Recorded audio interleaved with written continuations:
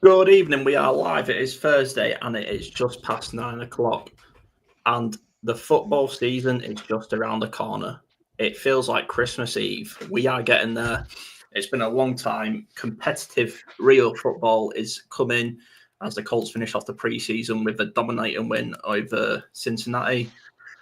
I'll be honest about that. It was just third and fourth stringers playing. I don't read too much into it apart from I don't know what you thought about this, Ed, but Riley Leonard has a weird throwing mechanic.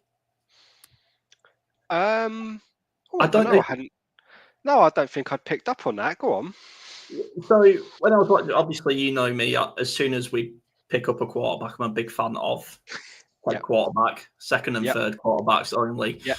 Um, Riley Leonard is going to take us to the Super Bowl, but when I was watching, he just seems his throwing angle seems to be in between a sidearm and a just straight up. It's sort of like halfway, and I Uh, couldn't really get my eye off it. do you know what? It's probably one of those. Like next time I watch him, it's one of those. Once you've seen it, you probably won't be Yeah, able to unsee it. So it's like now you've said that. If and I've got no doubt he probably will play some snaps this year, by the way. But if and when we see him in action this year, that's something I'm definitely going to look out for. But he played well, I thought. On I know, like you say, it's third and fourth strings, but I enjoyed. He was fun. yeah. He looks like he looks like the kind of player you'll enjoy watching. Do you know what I mean? Like, we talking recently in the last few weeks, like about like a Gardner Minshew type player. Yeah, right. Might not be like a superstar, but will be fun to watch Yeah. in any way. And that's kind of what I thought when I watched him. So yeah, I can't remember the last time the Colts put 40 plus points up on anybody. So whether it's preseason or not, I'm taking it. Yeah. And just for if Indianapolis Colts are ever getting you down, or your franchise, whoever you support, is ever getting you down, just remember, and I put this out to everyone, and just Ed, not even sports, just if you're feeling down, just remember we can all laugh at Manchester United Football Club. For those who don't watch English football or soccer, Manchester United Football Club went out of a cup competition to a League Two side. So that's probably the equivalent of the Dallas Cowboys going out against getting knocked out of a Chairman's Cup against Iowa State. Yeah, probably even lower. Yeah, but yeah, it's along those lines. You're absolutely right. I mean, it was, I don't know, hilarious and equally just a little bit like what in the same. Obviously being from Essex, I know a lot of Yeah. Manchester United fans. Yeah. Obviously there's a lot around here, so I have enjoyed that particular demise. Again, for those who aren't maybe familiar with the geography of England, a long time running joke is a lot of Manchester United fans live in the south, and Manchester's obviously up in the north of England. So yeah, just yes, yeah, it's that time of the year, isn't it, where you start seeing a few upsets. Hopefully, there's well, I don't know. Would it be an upset if the Colts win Week 1 at this stage, 12 years after we last won a Week 1 game? Does that count as an upset if we win? If we win next week, I maybe mean, not to that level. and here's a man who probably needs cheering up because let's be real, his star striker is coming to Liverpool. Nathan, this is not a soccer podcast. We're just having a laugh at Man United. Oh How are yes, you? always. I'm good. I'm good. I don't know if anybody has seen the news, but Newcastle are signing a striker finally. So if we have to wave goodbye to Alexander Isak, then so be it. Can you just wait until the international break? Like, I don't fancy him lining up against us. I have Um, a friend who supports Arsenal, and he was texting me the exact same thing earlier. but no, before we get on to the Colts, Chris Ballard, the 53-man roster, and looking into the season, Ed, I know you wanted to touch on this because just disclaimer, guys, Yeah. this is a bit of a heavy topic, so I'll just let Ed take it away. Yeah, we were just chatting off air before I came on. Obviously, there's a lot of news going around at the moment with sort of finalising rosters. The season's about to start, but I don't know if either of you saw. I know you did, Harrison, because we were chatting before we came on air. Nathan, I don't know if you saw the article today about the late Jim Irsay, the article that's been. Now, I saw that and I thought it was massively, massively unnecessary, totally unneeded. I don't think it's newsworthy. The man has sadly, I mean, he's already sadly passed.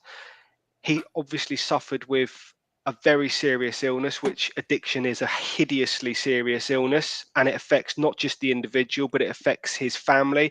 And that's what I thought today when I saw that article. That family that have already lost somebody to the illness, to now have that dragged up and put in the national press or the world press, I just thought it was totally distasteful, really unnecessary, and please just let Jim rest in peace. That's all I wanted to say on it. We don't need to read these stories. They're not necessary.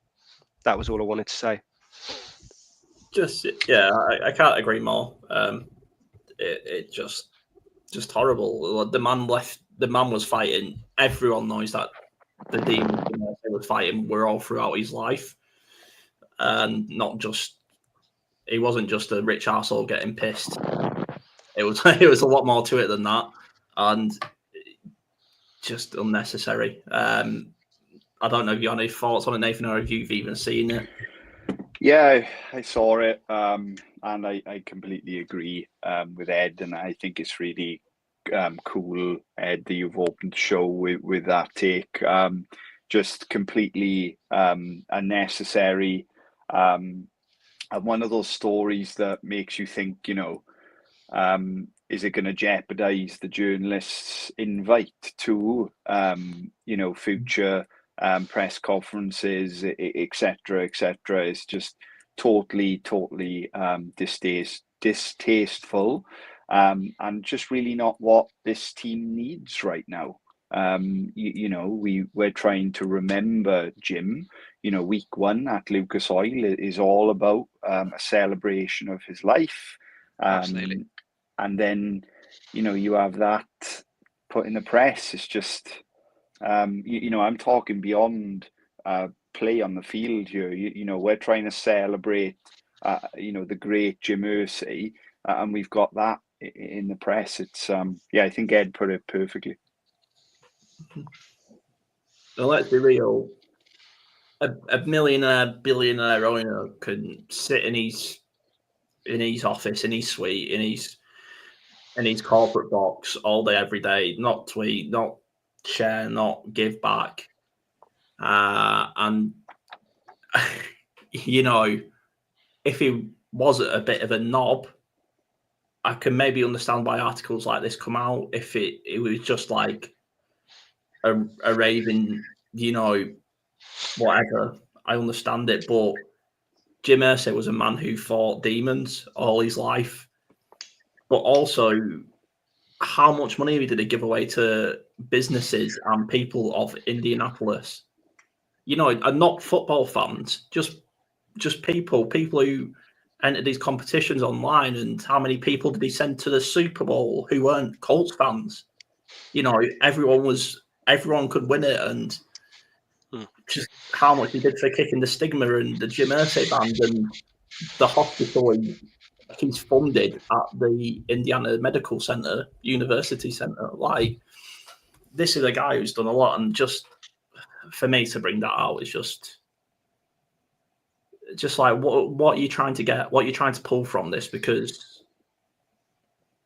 sort of go fuck yourself. Yeah. But anyway, just to touch on that at the start, I think it's right that we get that out, because the press can be gutter sometimes. We know that as British people, I could say, we know that the British press is absolute vile scum. So, yeah.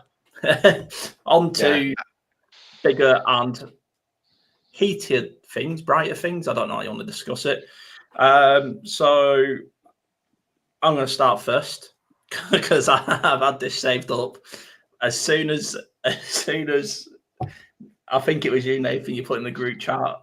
You need to watch this press conference. I was like, oh, what's going on here? What is going on? And quite honestly, Chris Ballard can go fuck himself. Himself.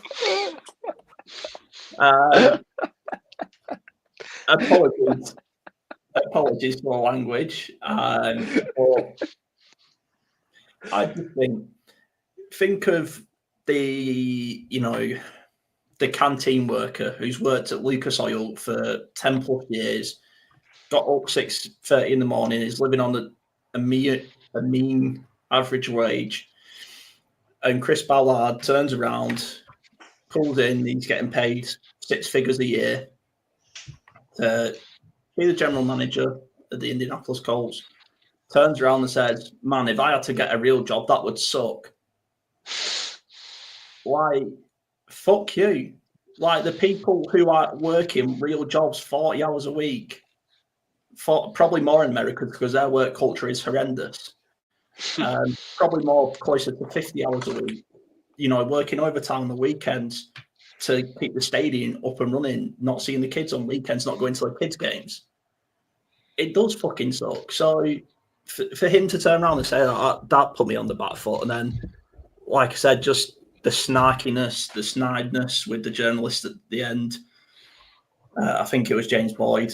Like I said, we don't have the transcripts or thing. I saw I was just going off sound. I think by the sounds of it, it was James Boyd. It might have been Stephen Holder. I can't remember. But just like, you've not earned the right to be this much of an arrogant prick. So get back in your box and put a competent team out there. But anyway, that's my rant over. I'll let one of you two go next.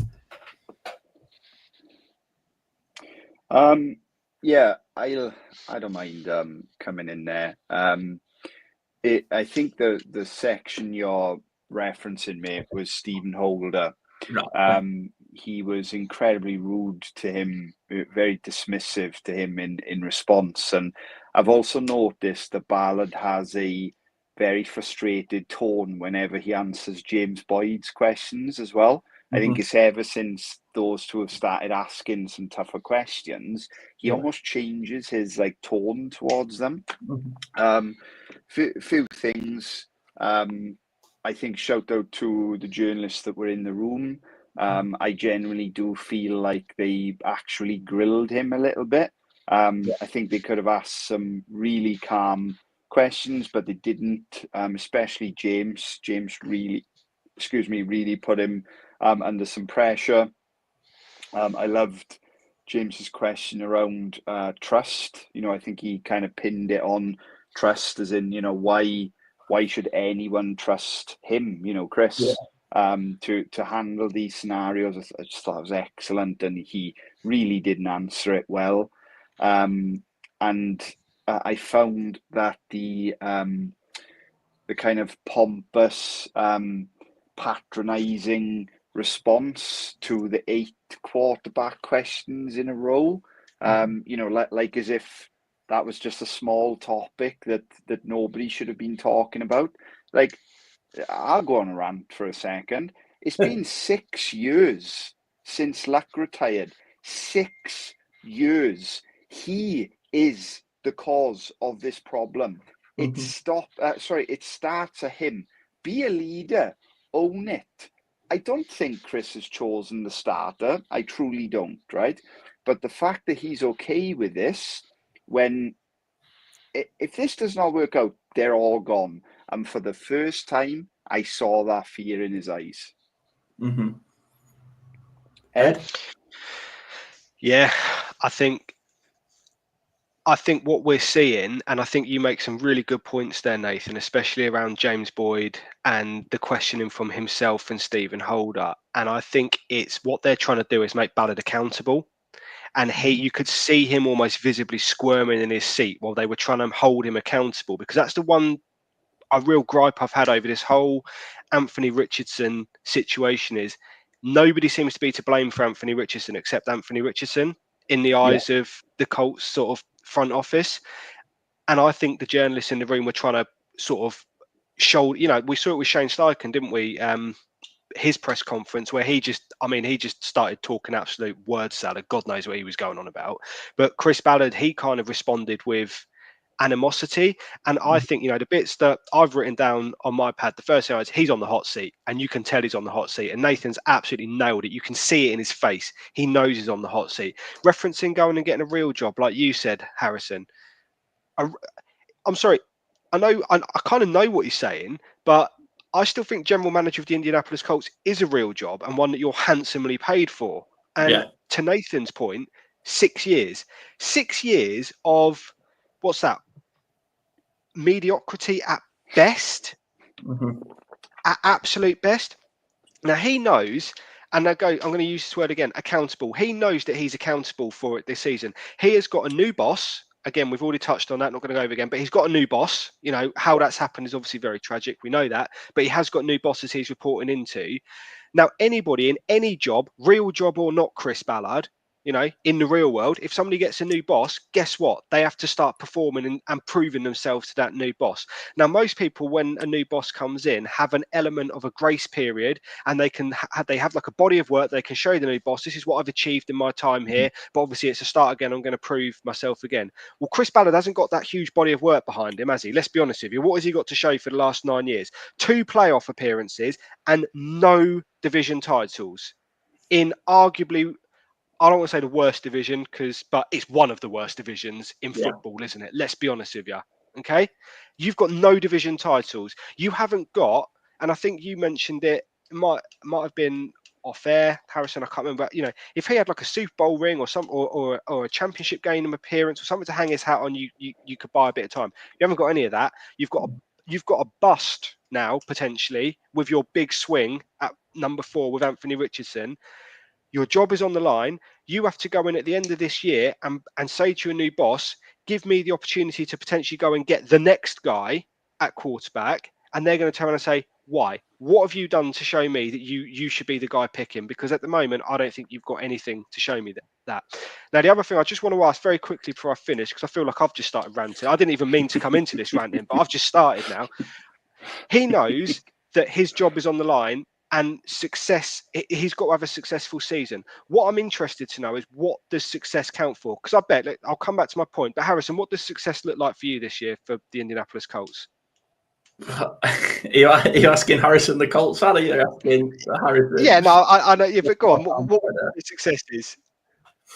I can't say success is winning the Super Bowl, because if you go out in the wild card in an overtime game or whatever, then to be honest, I know you wanted a quick fire answer, so I'll just say keep it simple, a winning record. A winning record. And Nathan, what about yourself? I think hope. That's how I'd like to answer that.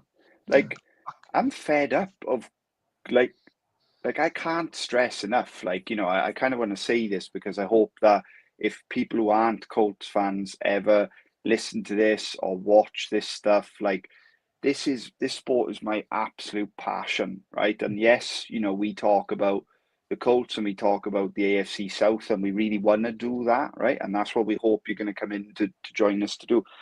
But like, I am so fed up of this thing that I absolutely love. Like, I am shaking with excitement about this season starting, but yet again, I have very little hope for my team, and I'm really fed up with that.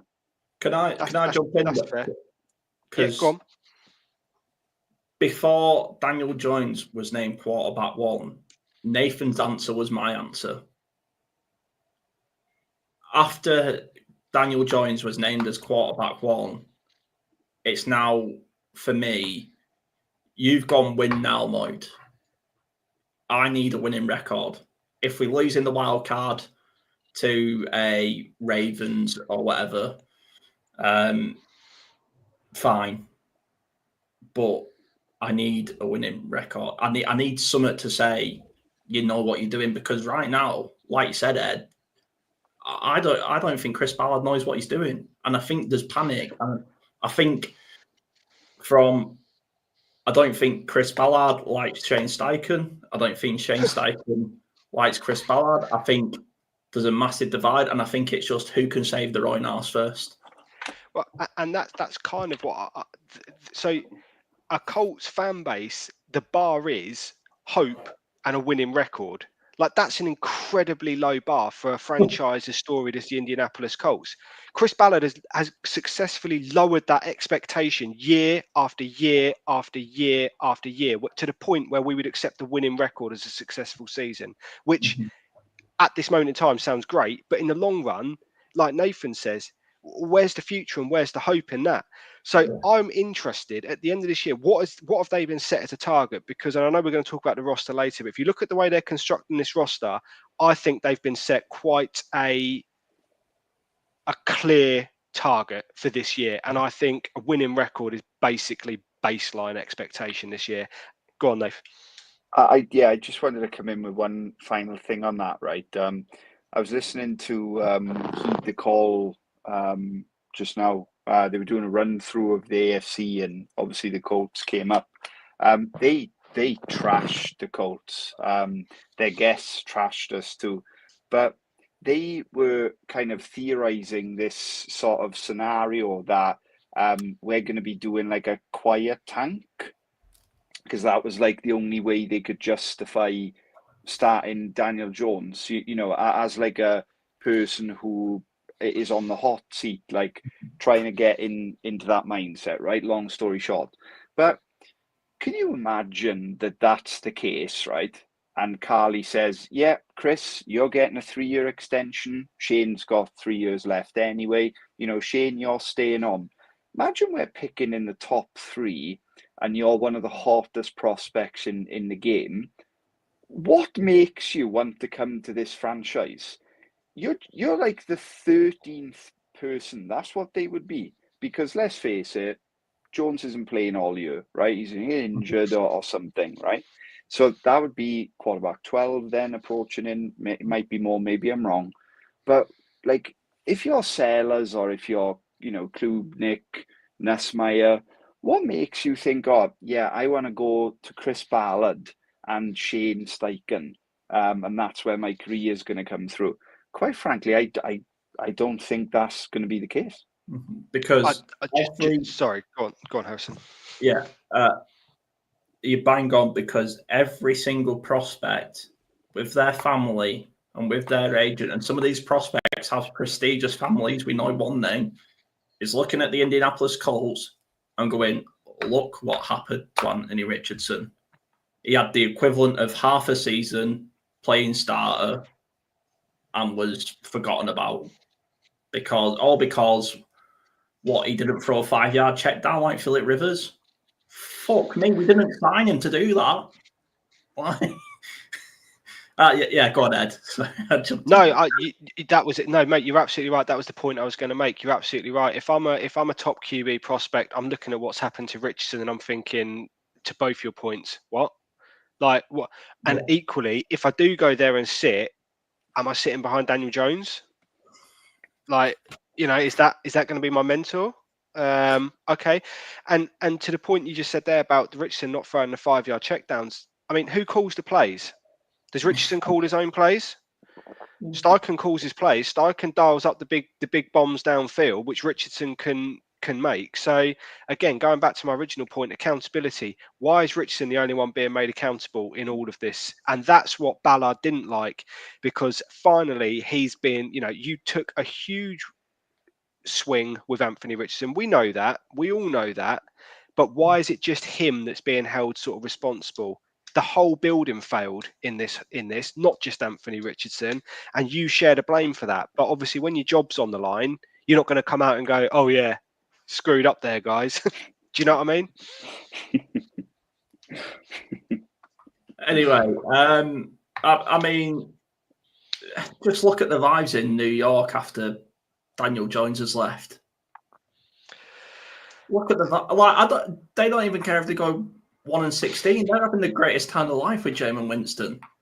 Yeah, they have let Tommy DeVito go though, which is sad. Yeah. Tommy Cutlets, no more. Yeah. But there are other positions on an NFL team other than just the quarterback. So there are As 51. Chris Ballard told us yesterday, Harrison, nicely done.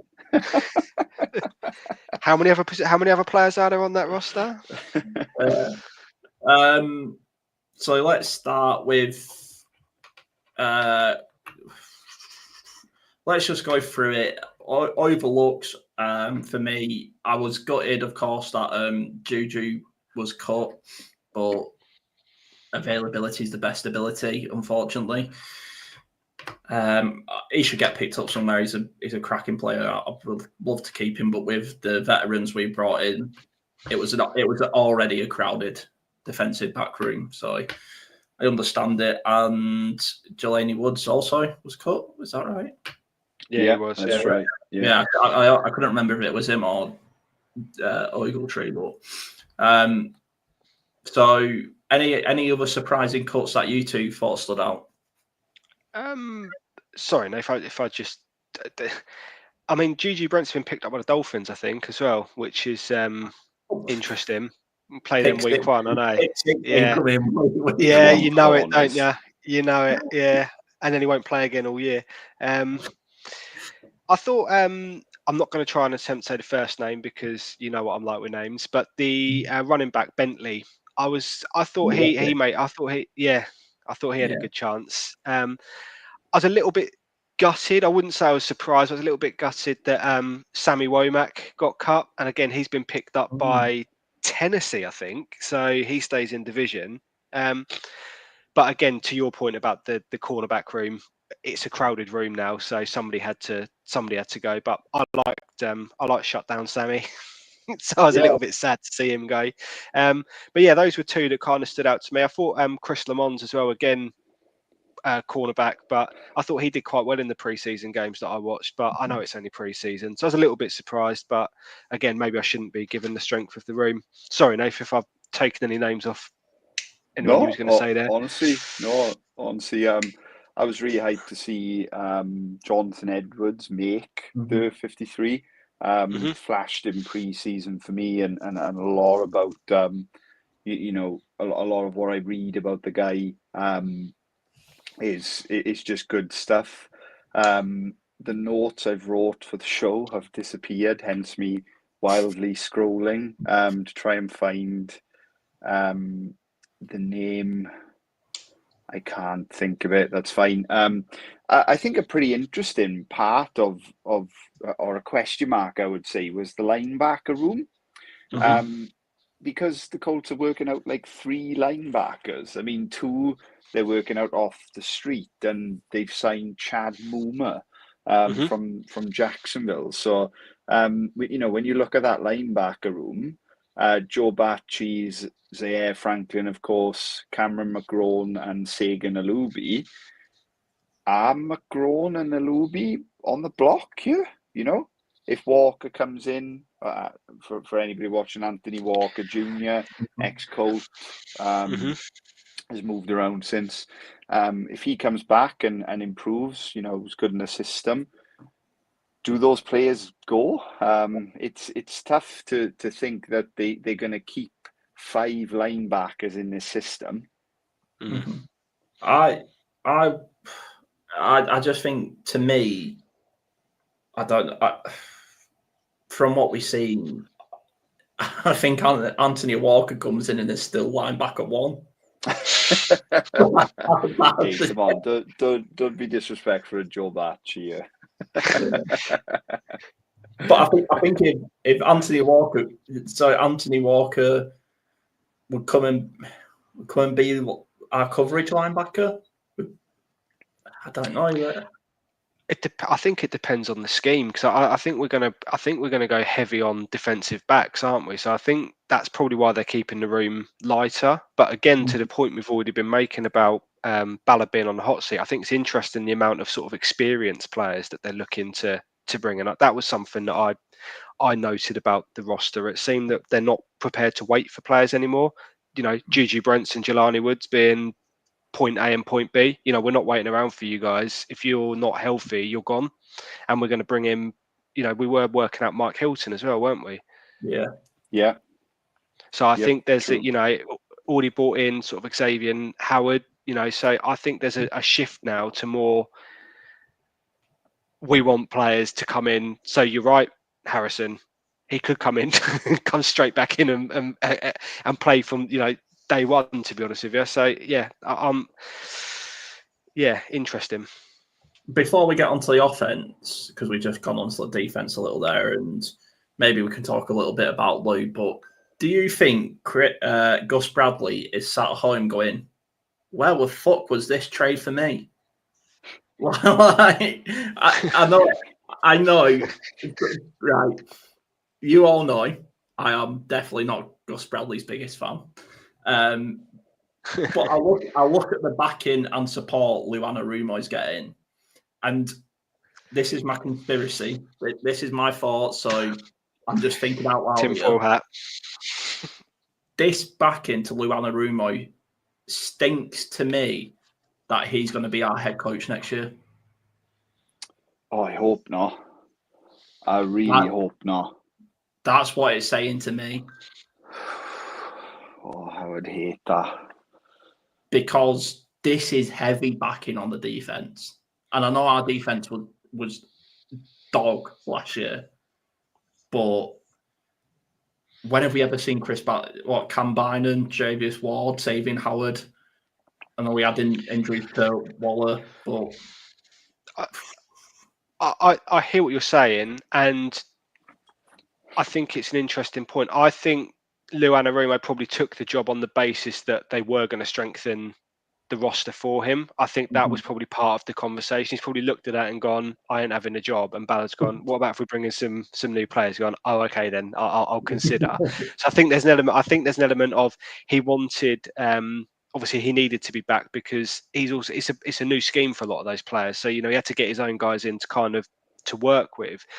And I also think it just fits in with that MO of we need to we're in a win now mode. And if we're bringing in a defensive coordinator as sort of respected and experienced as Lou Anarumo, then there's no point doing that if we're going to tie one hand behind his back and give him sort of undrafted free agents and waiver wire pickups. We need to back this guy to show what he can do. So I think there's an element of that. I don't know about the head coach. I'm not saying I want that to happen. I'm just saying it feels very it feels very Chuck Pagano.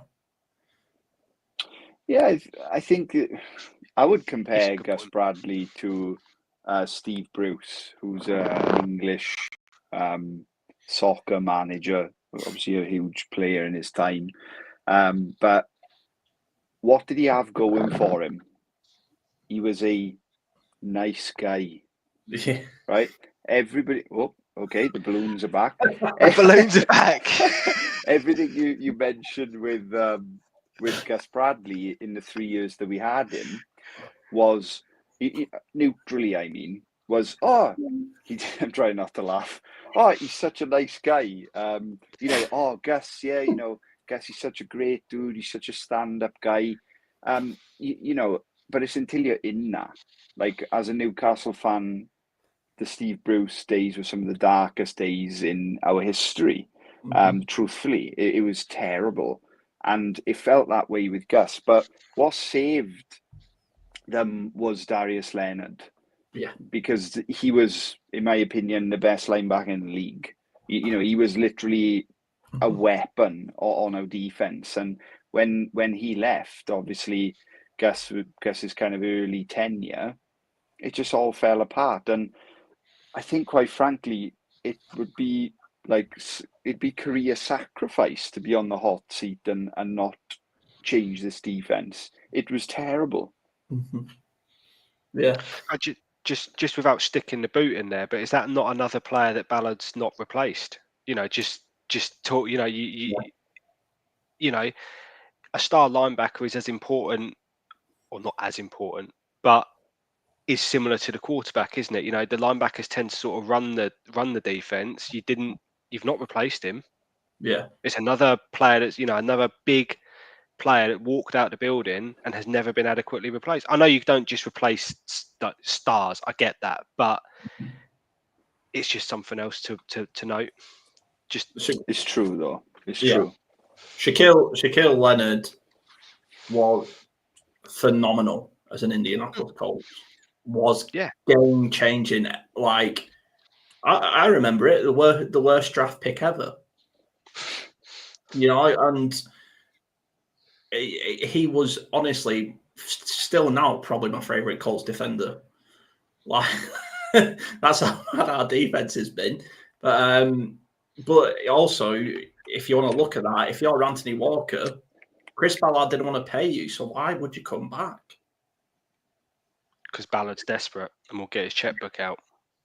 Yeah, Likely, but so it sort of started there. The deterioration of the defense. We didn't want to keep Stephon Gilmore, which I thought was a disastrous move at the time because he was still playing at the height of his game. Not maybe the height of his game, but he was still playing the well-respected veteran level. Xavier Rhodes, we didn't want to bring him back either. Like, just loads of examples. But anyway, on to the offense, and we can talk a little bit about that. So I think, is it a waiver period and then players are locked onto the practice squad? Is that right? Mm-hmm. Yes. Yeah. So I think Ulysses Bentley and Chris Lamont are on the practice squad. Yeah. I think I'm sure I heard something like that earlier from Zach Hicks. Lots on Colt. So there is a chance that they could still play. But let's talk a little bit about the offense. Any surprises on the offense? I was surprised that my Khalil Herbert prediction was right. Just a little plug to myself there. I was spot on with that. I'm really not surprised. We've only run with 3 backs. I know Tyler Goodson is a bit banged up right now, so we could see Herbert made our practice squad. So, it's very likely he's going to suit up week 1. But yeah, I would say that was my first shock. The kind of hoper in me was really just gutted that Jelani Woods is gone and Drew Ogletree has somehow retained a position on this football team. Because I can really see Jelani. I mean, this has happened to the Colts a lot, especially with our kind of 6th or 7th round receivers that they make documentaries about. Then they don't make the 53 and they go on to other teams, and you think, they're going to come on to be kind of game changers. But Jelani just seemed special, and he's got all the traits to be special. So I'm trying to think who picked him up. I think it was the Jets. It was the Jets, yeah. Who interestingly just drafted Mason Graham. So Mason Taylor, sorry. Is it? Am I right there? It is Mason Taylor. I think he might have an injury though. I could be wrong on that. I think he might have picked up an injury in pre-season. I could be wrong on that. Yeah, but I would say those are my 2 biggest.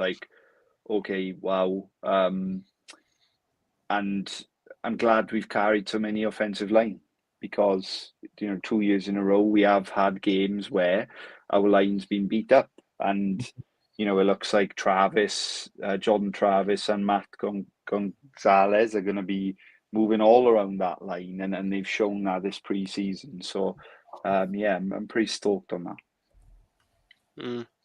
I'm a little bit worried about the line, if I'm being honest with you. I think sort of beyond the starters, I am a little bit. I think we're only an injury or 2 away. I know that could be said for any team. And your point there, Nath, about we do get beaten up on the O-line. It just worries me a little bit. Maybe it's a little bit still PTSD from last year. But I think I read, and again, I'm happy to be wrong on this, that last year we had the most amount of changes amongst the offensive line than any team in the NFL.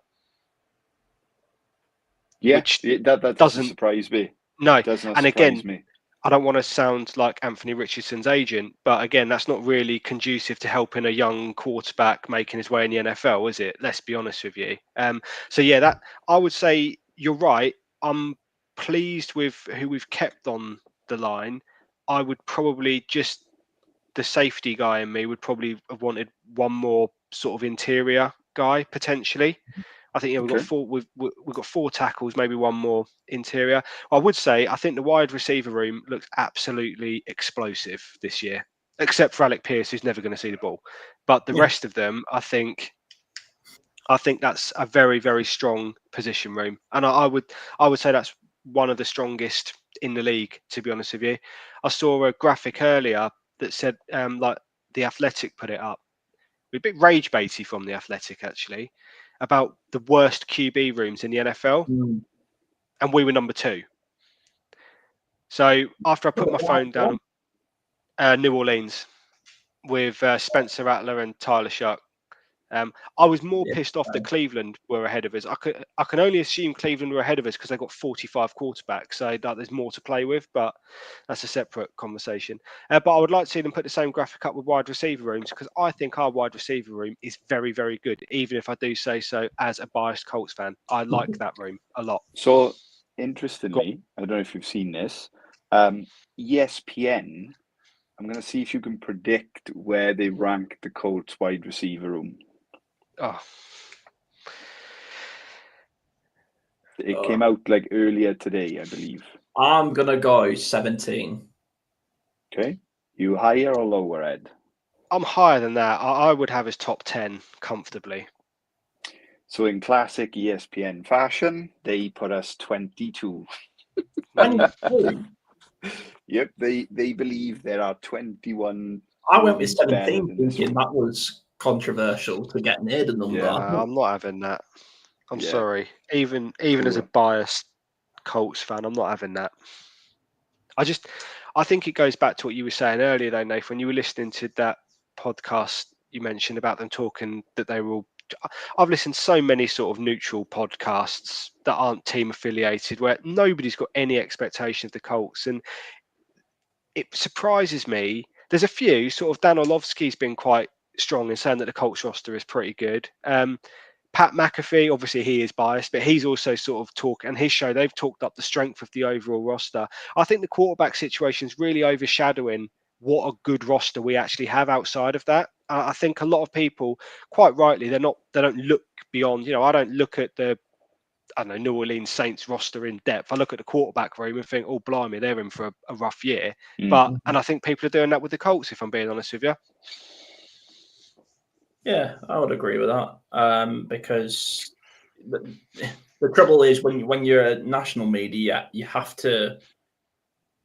I don't know if centralize is the right word, but you have to find the lowest common opinion about that team to. It's just the way the world works, unfortunately. Well, I think just on that, Harrison, before we move on, I've heard people talking up the Tennessee Titans this year, as a potential sort of 8-win team. And I'm sitting there thinking, like, honestly, if you're letting the Cam Ward thing overshadow, the rest of that roster is garbage. Like, it really isn't a good. Cam Ward is probably going to be a good quarterback, unfortunately for us, but he can't paper over all the other cracks on that team. I do think it really does sort of shape people's views. Yeah. 1 second. This makes for good audio product. I just got to see something. I should have had this up before, but because you said Cam Ward is going to be a good quarterback in this league, I just wanted to check something. So, if Cam Ward's not a good quarterback this year, or has a bad year, or has a rookie year because he's a rookie quarterback, he's the same age as Anthony Richardson. Mm-hmm. And it's just mental to me that we always backed our team and our players, but Anthony Richardson came into a mediocre franchise, and they were just like, you need to win as a Super Bowl at the age of 21, like we discussed before. I don't want to keep going over it, but it's not a hidden fact that he played like 9 games in college. That's not a surprise. Do you know what I mean? It's not like he gets to the Colt and it's like, oh, actually, he's 6'1" and not 6'4", and they've like, it's just mental to me. And to sort of end the squad talk, because the QB is the major talking point, as much as it's going to be done to death and talked to death. I do think we need to talk about it, because I think what's annoyed me is, if you're saying Anthony Richardson is one play away, he's one play away. You never know what happens. He's one play away. But you've said Daniel Jones is starter for the season, so he's not one play away. So why have you not played him in this third and final preseason game to get him reps, get him experience? Because you're not. Everyone knows deep down that Daniel Jones is not quarterback one. Otherwise, you would say, if you were so confident in Daniel Jones as a head coach, as a GM, you would say, yeah, do you know what, Anthony? This is actually a really good chance for you to keep learning, to keep getting snaps, to keep playing. But you're not going to, because you're not actually that confident in Daniel Jones.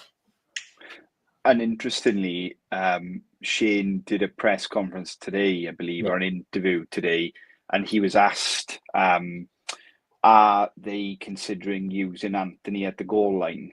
You know, bringing him in, kind of like, I guess, Taysom Hill would come in for the Saints and so on. Yeah. And he pretty much categorically said no. He used this bullshit, I'm going to call it what it is, like corporate answer about how he wants Anthony to be really good at the job they want him to be now.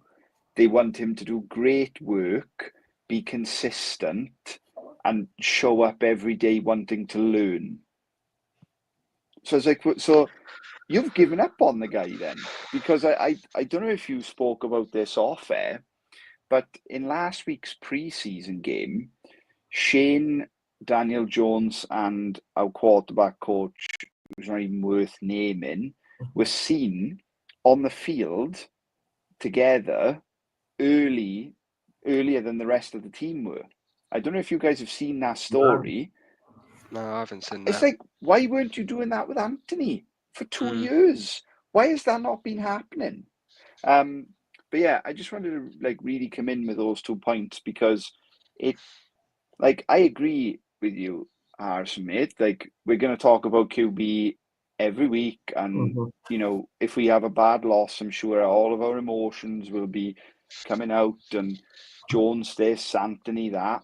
But our head coach has specifically said twice now that Jones is the starter. It doesn't even sound like they're considering Richardson, bearing injury. Which then I'm going to come in with a point there, because I find that interesting. One thing I say there is you've nailed Shane Steichen's answering style there. Bullshit. I mean, every time he opens his mouth, all I think is words. None of them make any sense, but words. Like, that's all I think with him. So interestingly, just to tie it together with Chris Ballard's press conference, because one of the things he was asked about was Richardson, and he said categorically, quite not aggressively, but quite emphatically, we're not trading Anthony Richardson. Yeah. And the first thing I thought of when I was watching that was, the skeptic in me straight away thought, were you just saying that to drive the price up? Because right now his price is literally like here. Nothing. And you're not going to come out and go, yeah, we've given up. We're going to, because then the price would go even lower. So obviously you're going to say, we've not given up on him. We want him to do this. It's not over for him. Blah, blah, blah, blah. I was just sitting there thinking, you're just trying to drive the price up a little bit. Because I guarantee you, if somebody comes in, I would go so far as say, if somebody came in with a fourth and a player that the Colts needed. So we've talked about linebacker, potentially another 37-year-old cornerback, or, you know, a safety. I would go so far as say the Colts would probably, they'd be picking up the phone and listening to that 100%. If someone came with a third, they'd probably drive Richardson to the facility of that team themselves. I think that's my opinion. What do you guys think? I think as soon as Daniel Jones was named starter, I think there was 5 or 6 franchises on the phone. I genuinely believe, because if you're, like you say, if you're New Orleans, if you're Oakland, you're telling me you don't want to see what Anthony Richardson's got. You don't want to test it. You don't want to go, it's worth a 6th rounder. But I think we're right in saying we can't let Chris Ballard forget, and he can't be let off the hook for drafting a quarterback 4th overall who's only played 9 games in college. Name one other player that's been drafted off 9 games. I mean, I was big on Anthony Richardson coming out of college because I'd seen the freakishness. I've seen the ceiling of Anthony Richardson. Even as a Colts fan, we've seen the ceiling of Anthony Richardson. We've seen what he can be. And I wasn't big on college, so I didn't understand what the significance of only playing 9 games was. But Chris Ballard understands that. And he was better than Will Levis, right? He still maintains to this day he's better than Will Levis. And it was a better choice than Will Levis. It always will be. But as a clever GM, as a sensible GM, you've taken a 21-year-old who's played 9 games with your first overall pick, your first round pick, 4th overall. And like I think Nathan's brought it up, who else could we have chosen? We could have traded back. But let's talk about the actual quarterback starting for the Colts this year. It was probably the second worst quarterback in the league last year, and that's Daniel Jones. So technically improvement? Maybe. No, it's not. No, it's not. And I'm waffling because I've just run out of things to say about Daniel Jones, apart from bring back Gardner Minshew. Well, look, I want to wish Jones the best. Like, at the end of the day, we're going to spend, like, I'm going to give you a real stat here, boys. You wait for this stat. He's done nothing wrong in a Colts shirt, so I can't be mad at him. So 16 times 3 is 4. We're going to spend 48 hours of the next few months watching him play. We're going to travel to Berlin to watch him play. Like, I want him to do well. Of course I do. Yeah. I am terrified that if he does well, either he's going to get paid or Kyler Murray will be our quarterback with an extended Chris Ballard and Shane Steichen. Mm-hmm. Because if Murray doesn't have a good, they're shipping him. And isn't that a nice get out of jail free card for a guy who cannot solve this problem? He could bring Kyler in, it's a restart, or, we're really high on this guy, and it buys him another 2 years. Do you want Kyler Murray as the Colts quarterback? Not especially. I don't actually mind watching Kyler Murray as long as he's wearing a red jersey and not a blue one. Is how I would probably is probably how I'd explain that. I don't, he's not the worst player but he's not going to move the needle. He's just a rebranded Daniel Jones, I suppose, isn't he? Echo both your points. Daniel Jones done nothing wrong in a Colts jersey yet. I wish him all the best. He's the Colts quarterback. He has my support. I think it's very much they're banking on Daniel Jones keeping him in a job, and then we will reassess the situation in February. Is kind of how I see it, and I think that means that all cards are currently on the table. Whether that's and by Daniel Jones keeping him in a job, I go back to our original point: the Colts win this season, whatever that looks like in the ownership's eyes. And then in February, it's either extension for Daniel Jones or he goes elsewhere and gets paid, a bit like Sam Darnold did this off-season. And the Colts are looking at free agency or drafting guys. And I think the cost, if we win, the cost for moving up for one of the good guys in the draft next year will be prohibitive to Chris Ballard. And you're right, he'll go and look in free agency again. And yeah, there is a very real world I can see this happening, Nathan. You've just scared me. I'm off. And I think you made a great point earlier about Cam Ward, playing well and us needing to fear that, right? That is a very real world. Let me pose this world to you as well. Like, let's say CJ Stroud plays well this year, right? Let's say Lawrence completely resurges his career under Liam Cohen. And let's say Cam Ward balls out. We are going to be left behind with this management team. Mm-hmm. It has to change. they have to bring somebody else in and say, we're going to trade up. Which pick do you want? You know, I genuinely believe that if the AFC South turns into this like really hot place for quarterbacks, we are going to get left behind with Ballard at the helm. I agree. I think it's a great point, Nathan. I don't even think they have to be great quarterbacks. If they're just competent quarterbacks, we could genuinely be looking at 6 division losses this year. I completely agree, mate. I completely agree. We could go 8-9 with 6 division losses, and somehow put Ballard in a job. And like I say, I think it is again important to reiterate that this is not Daniel Jones' fault. No, It's just Ed, yeah. Carson Wentz is a better option. Go on, Ed. No, I was going to say, guys, I'm really sorry to change subject, but it's just flashed up on my phone. Ian Rappaport, breaking news. You ready for this?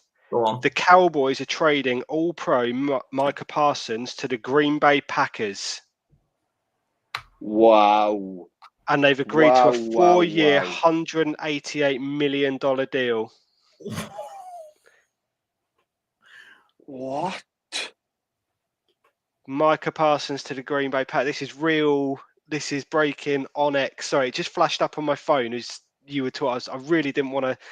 I know how much we want to talk about Daniel Jones, but this is. Let's talk about something exciting, Daniel Jones. This is huge. This is monumental for league changing. The Packers, like, odds to win the division have just gone up like a ton. The Super Bowl now, surely that's put them right up there. Yeah. So Micah Parsons to Green Bay. What was that for? 188. He's 188 over 4 years. I'm trying to see it. I don't think it's been announced yet what they're trading for him.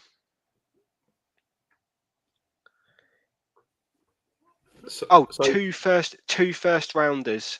Is that it? So 2 firsts and potentially a player, it says. Was that I wonder what player? 2 firsts? That's it. Wow. 2 firsts and 188 million for Micah Parsons, who arguably is one of the best defensive players in the league, isn't he? I mean, he's just an absolute.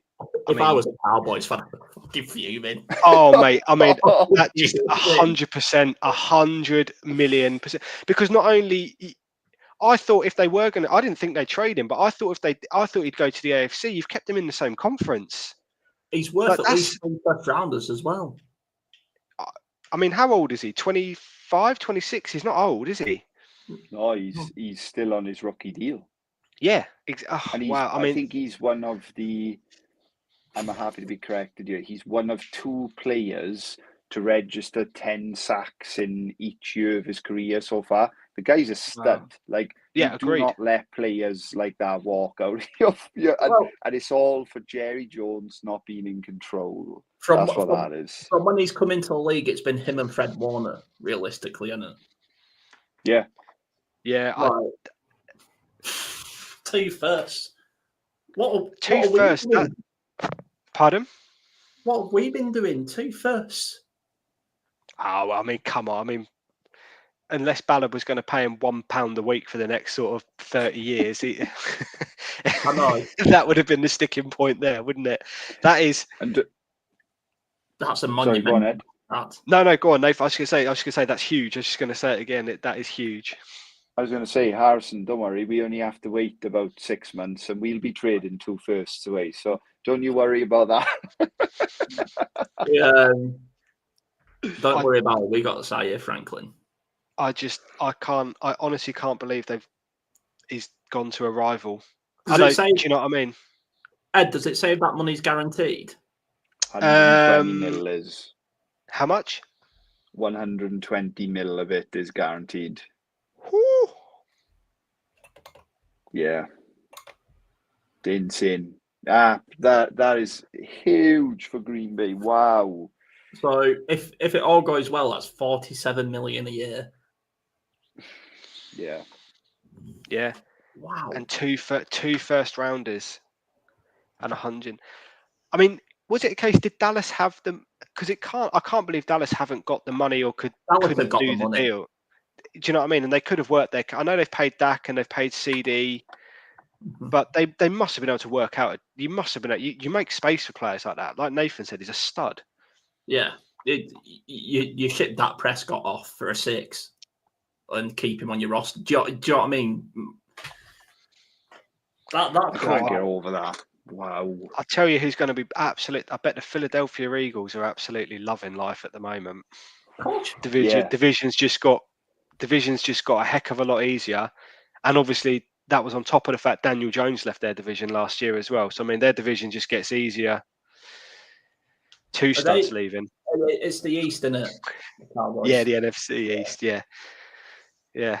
So are the Commanders also in that? Yeah, the Commanders, the Giants, the Eagles, and the Cowboys. Yeah. I thought the Cowboys were an outside sort of wild card team this year. I don't think they are now. That's crazy. Honestly, that's just like what a way to. Yes, I thought that. Yeah. Where are the balloons when you need them? Yeah. Right on the eve of the season.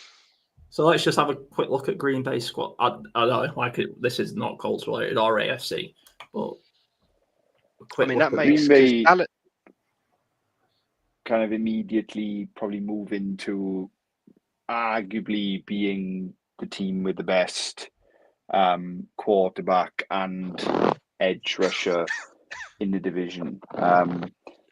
Everybody's going to debate that with Aiden Hutchinson. Me too. Hutch is insane, but you can't say Goff is better than Jordan Love. Hutchinson's also coming off that hideous leg injury as well, isn't he? You know, I hope he gets back to the player that he because I agree. I think Hutch is an outstanding football player. Yeah. But that injury was a bad one. It'd be interesting to see the Dallas fans' reaction to this. I'd be really interested. Because like I said, I'd be fuming. I just say as well, the 2 firsts, realistically, with where Green Bay are going to be finishing now, those 2 firsts are going to be at best sort of late 20s, aren't they? Yeah. Yeah.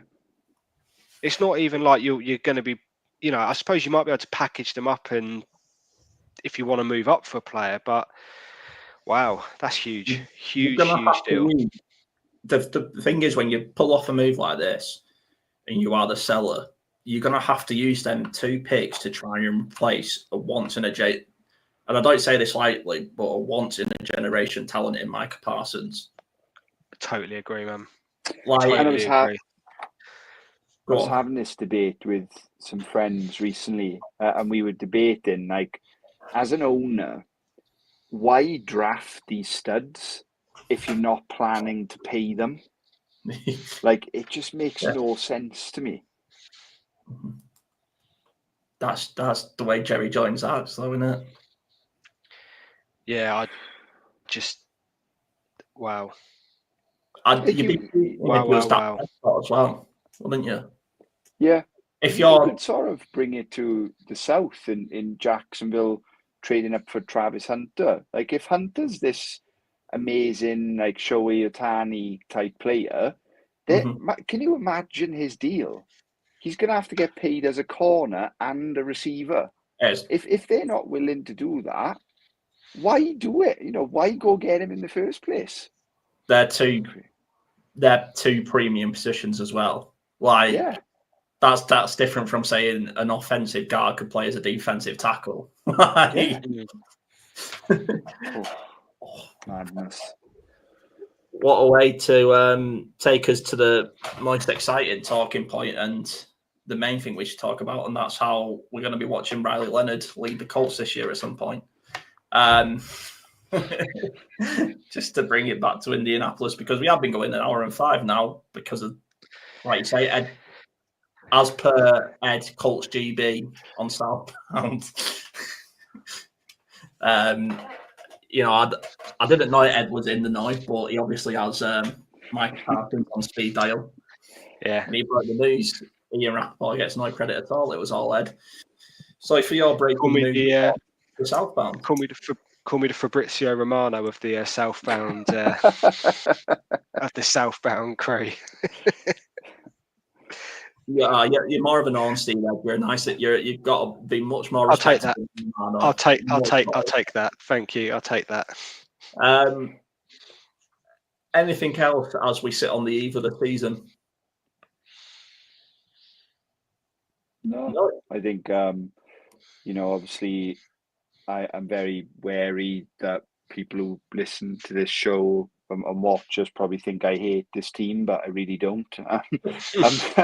I'm really glad football's back, but I've been a long time sufferer of this team, and obviously it'll all be different when the boys in blue walk out and we see the horseshoes on the field, but I'm really looking forward to next weekend. I'm also really looking forward to this weekend because college football has a home now, which I don't know if you guys have already spoke about. So I'm really excited to put the zone on this weekend and watch some college ball. Good shout. We can all watch our college quarterbacks in action. I won't go over that now because we want to keep the hard exit, which I'm terrible at hard exits.